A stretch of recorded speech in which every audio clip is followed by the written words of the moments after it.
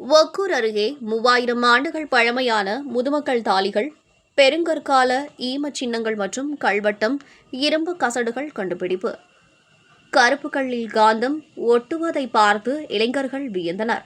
சிவகங்கை மாவட்டம் ஒக்கூர் அருகில் உள்ள பெரவலூர் கிராமத்தின் வடபகுதியில் கடம்பன்குடி கண்மாய்க்கு தெற்கு பகுதியில் பறந்து விரிந்த ஒரு மேட்டுப்பகுதியும் அதன் அருகில் வறண்ட நிலையில் ஒரு ஓடையும் காணப்படுகிறது.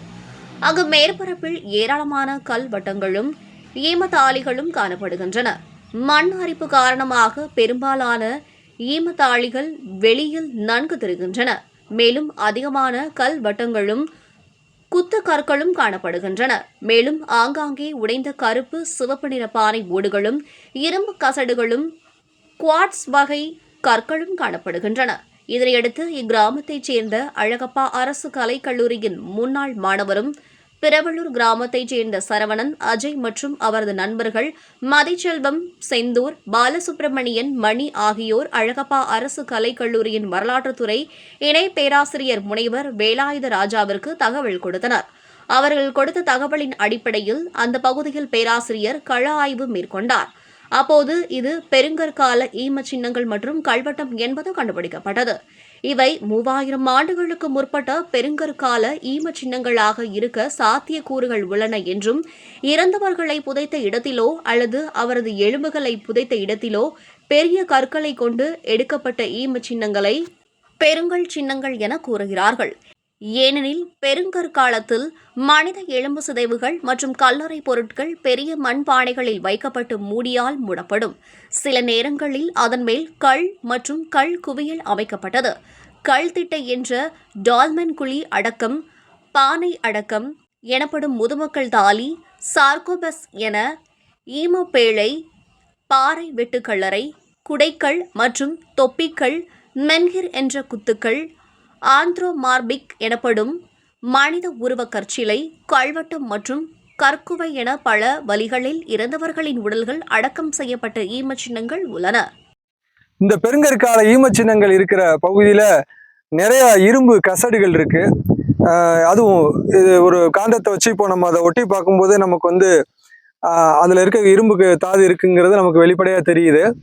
பொதுவாக பெருங்கற்கால சின்னங்கள் இரும்பு கால பண்பாட்டோடு இணைந்தே இருந்திருக்கு அப்படின்னு சொல்லி கருதலாம்.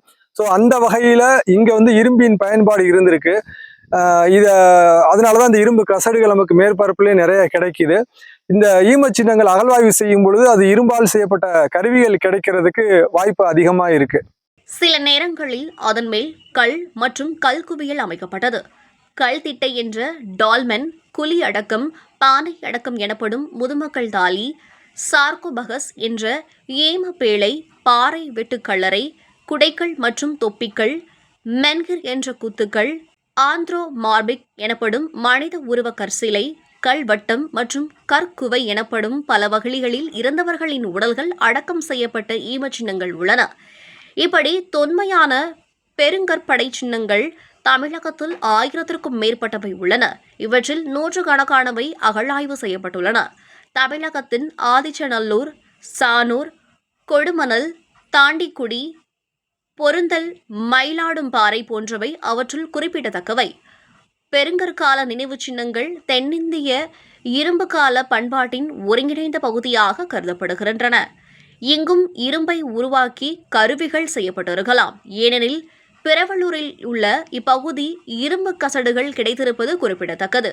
இப்பகுதிக்கு அருகிலேயே பெருங்கற்கால மக்களின் வாழ்விட பகுதியும் அமைந்திருக்க வாய்ப்புள்ளது. இவை குறித்து சிவகங்கை மாவட்ட தொல்லியல் துறைக்கு தகவல் தெரிவிக்கப்பட்டுள்ளதால் இப்பகுதியில் விரிவான ஆய்வு செய்வதன் மூலம் மேலும் அதிக தகவல்கள் தெரிய வாய்ப்புள்ளது என அவர் தெரிவித்தார். இப்பகுதியில் ஆற்றங்கரை ஓரத்தில் வட்டமாக கல் இருப்பதும் குத்துக்கள் பதிந்து இருப்பதையும் பார்த்த இளைஞர்கள் உடனடியாக வரலாற்றுத்துறை ஆசிரியருக்கு தகவல் தெரிவித்தது பாராட்டுக்குரியது எனவும், உடனடியாக இந்த இடத்தில் அகழ் ஆராய்ச்சி செய்ய வேண்டும் எனவும் வேண்டுகோள் வைத்தனர். இது ஒரு கல்வட்டம் சார். நடுவுல அந்த தாலியை வச்சு அதுக்கு மேல கற்களை குமிச்சு வச்சு சுத்தியிலும் இது போன்ற கற்களை எடுத்து வைப்பாங்க. இது ஒரு சில இடங்கள்ல ஒரு வடிவமா இருக்கக்கூடிய கற்கள் கிடைக்கும். இல்லாட்டி இங்க என்ன கல் கிடைக்குதோ அதை வச்சு இந்த பொதுமக்கள் கல்வெட்டம் அமைக்கப்படுறது வழக்கம். ஸோ இது ஒரு கல்வெட்டம், பெருங்கற்காலத்தை சேர்ந்த கல்வெட்டம் ஒண்ணு. கருப்பு சிவப்பு பானை ஓடுகள் இருக்கு. அதில் அந்த முதுமக்கள் தாலியோடைய வாய்ப்பகுதி உடைந்த நிலையில் இந்த இடத்துல கிடக்குது. இப்போ காமிக்கிட்டே இருங்க. பாருங்க, சேஃபாக இருக்கு பாருங்க.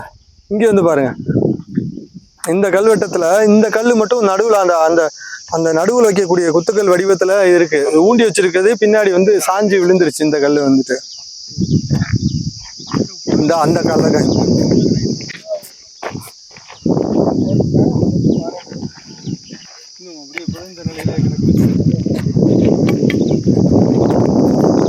இது வந்து ஒரு குத்துக்கல், அதாவது கல்வெட்டம் அமைச்சு நடுவில் வந்து அந்த குத்துக்கள் எழுப்புறது வழக்கம். ஸோ அப்படிப்பட்ட ஒரு கல்வெட்டம் தான் இது. வந்து கல்வெட்டம் அமைக்கப்பட்டு அந்த நடுவில் அந்த புதைச்ச இடத்துல தாலி இருக்கிற இடத்துல ஒரு குத்துக்கள் அமைக்கிறது வழக்கம். ஸோ இது வந்து மென்ஹிர் அப்படின்னு சொல்லுவோம் ஆங்கிலத்தில். அதுதான் இந்த குத்துக்கள். இது வந்து பெருங்கற்கால ஈமச்சின்னங்களுக்கு மிகப்பெரிய முக்கியமான ஒரு அடையாளமாக வந்து இந்த குத்துக்கள் வந்து அழைக்கப்படுது. இதை சுற்றிலும் அந்த கல்வெட்டம் அமைக்கப்பட்டு நடுவில் வந்து குத்துக்கள் அமைச்சிருக்காங்க. இது மாதிரி ரெண்டு இடத்துல இருக்கு, நின்ற நிலையில காணப்படுது. இன்னும் சில இடங்கள்ல அந்த குத்துக்கள் வந்து மண் அரிப்பால சாஞ்சு விழுந்து கிடக்கு வந்துட்டு.